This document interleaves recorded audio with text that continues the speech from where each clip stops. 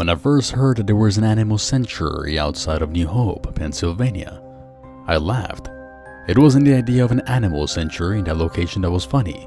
It was their blatantly false ad that had me chuckling. The huge wooden sign, which was stuck haphazardly on the side of a dirt road, encouraged the reader to come and visit animals who were occult victims. I kept driving, shaking my head at the prank. Teenagers in rural Pennsylvania must get really bored, and I shrugged it off until I saw another sign a few miles down the road. 3 more signs later, I couldn't help but admirably think they were very persistent for pranksters, and I was almost tempted to see what would happen if I followed these signs. On a whim, I pulled over, sending my friend a quick text to let him know that I might be a bit late. Rather than going straight down the road like I normally would, I took the next right, per the sign's direction. 10 minutes later, I had reached an old rundown barn with a brightly colored banner hung neatly across the doorframe. It welcomed visitors to Kooky's Occult Animal Sanctuary and had a picture of a cute kitten in a witch's hat on it. I followed the signs to the visitors' parking area and was soon standing in line at a ticket window.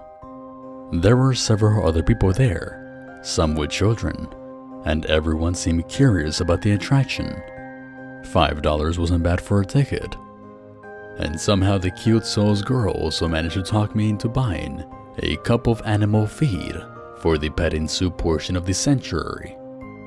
I passed through a pretty flower-colored archway that marketed the beginning of the tour, and I made small talk with some other people there while we waited for our guide. None of them have ever heard of this place either, and we were all pretty skeptical about their claims. One little girl looked up at me, her eyes wide, and solemnly stated that she would be happy to see any animals, even if they weren't super special. I nodded in agreement, and just then, the ticket sales girl came over to us.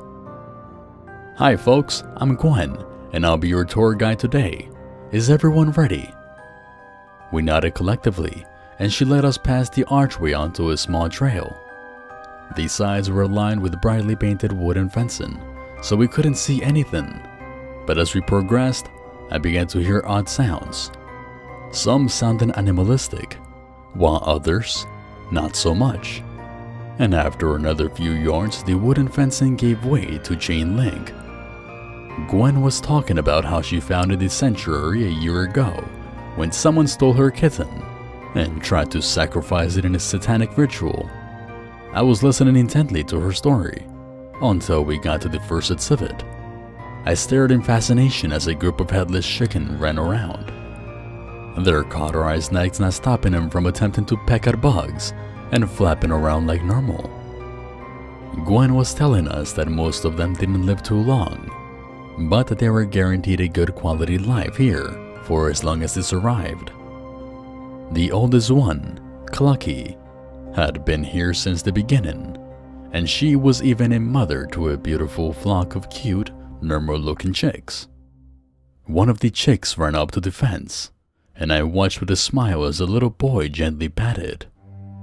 I wanted to stay and study them more, to figure out how they ate and drank, but as Gwen moved us along, she addressed that for us.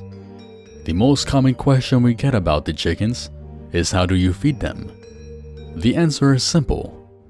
We give them IV nutrients so that they don't starve to death and they stay hydrated. The crowd broke out in a wild applause. None of us had ever seen anything like this, and while it was completely bizarre, it was also extremely heartwarming.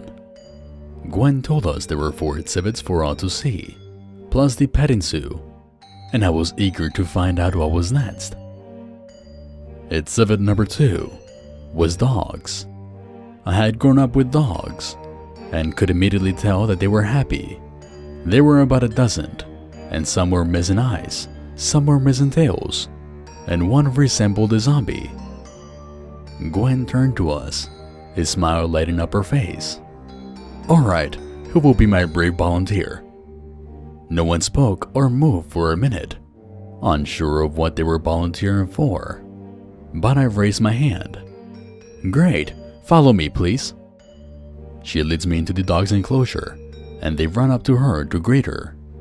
Gwen was immediately buried under a pile of wagon, wolfing bodies, and after a moment of distracting herself with a laugh, it was a foggy paradise in there, with tons of room to run. To us, food and a house for each dog.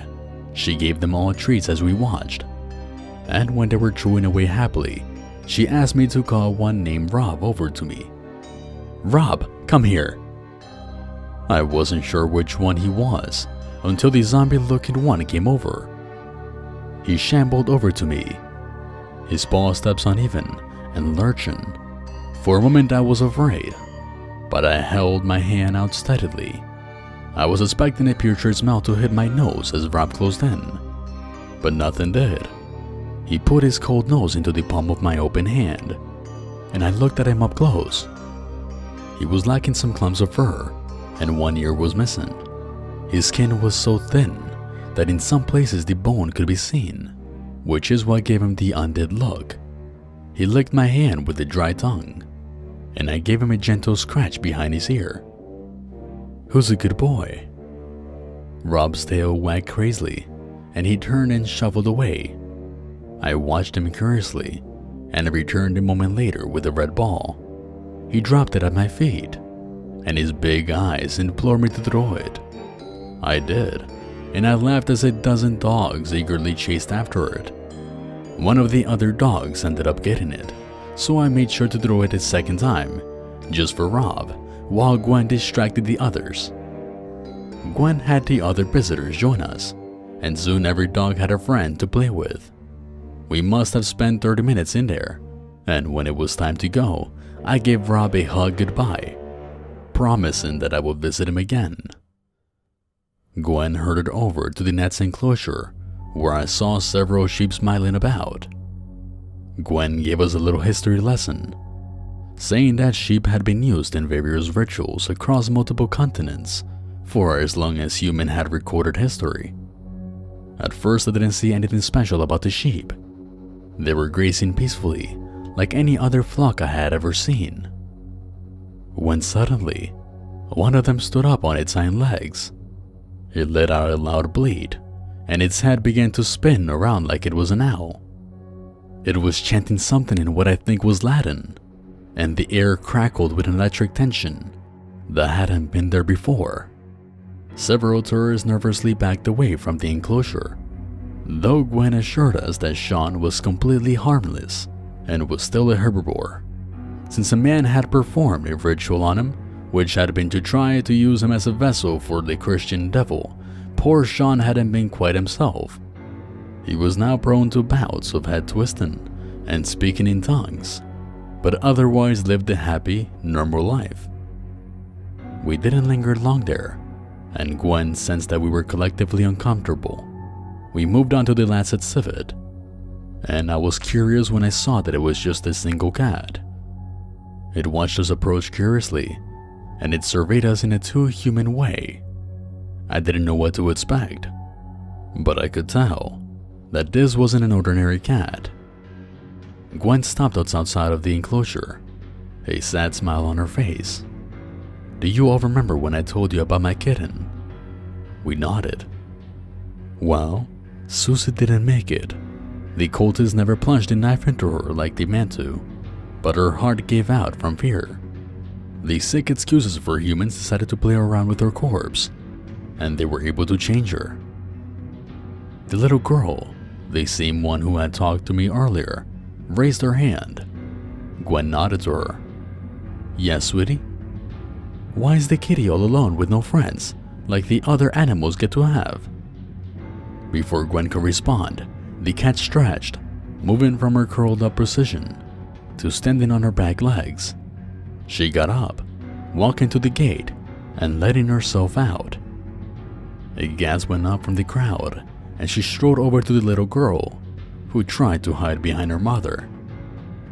"Little one, I am alone because I choose to be.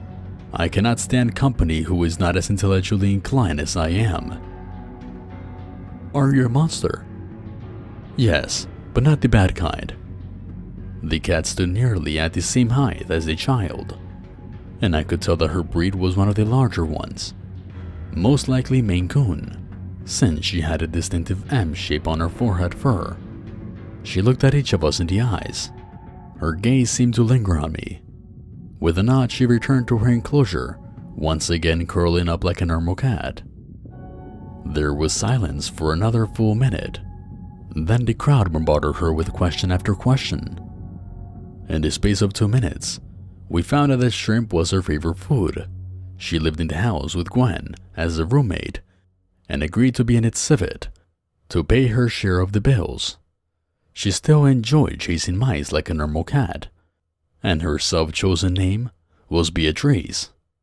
She took it all in good stride, answering the avalanche of inquiries tirelessly. She kept glancing at me, and before we left her enclosure, she whispered something to Gwen. Gwen grinned, nodded in agreement. She then ushered us to the last area, which was the petting zoo. We were brought up to the barn that I had seen when I first arrived, and it turned out to be filled with cute baby animals. Gwen had an agreement with the state fish and wildlife service department, where she helped rehabilitate wounded animals, and she fostered any orphan babies until they could be placed in proper facilities.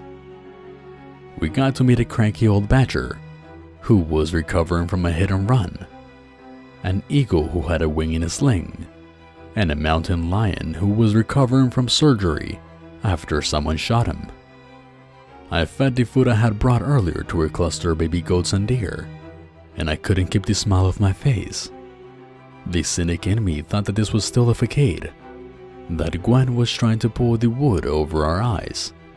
A part of me thought that Sean, Rob, and Beatrice were all animatronics, and that this whole place was built on lies. Then I looked at the faces of the baby animals and the happy people, and I realized it didn't really matter. Our tour ended a while later, and as the tourists went to leave, Gwen flagged me over. "Hey, I didn't catch your name earlier." "It's Samuel." "Well, it's a pleasure to meet you, Samuel." Gwen shook my hand enthusiastically. Then her expression turned more serious. "I know this is going to sound crazy, not like this whole place isn't, but I have an offer for you. We need someone else to work here. This place is growing, and it's getting to be too much for Beatrice and I to keep up with. I know I don't know anything about you, but you seem to fit in here. How does the job sound? It won't be glamorous, but I can promise it would never be boring. And you can help me save animals from psychos." I stared at her. Had a total stranger really offered me a job at a place that I thought was a host not even 3 hours ago? She was staring at me expectantly, so I guess I wasn't hallucinating. I thought it through for a few moments, and a smile spread across my face. I would accept, and I can only imagine what other adventures awaited me. "That sounds amazing,"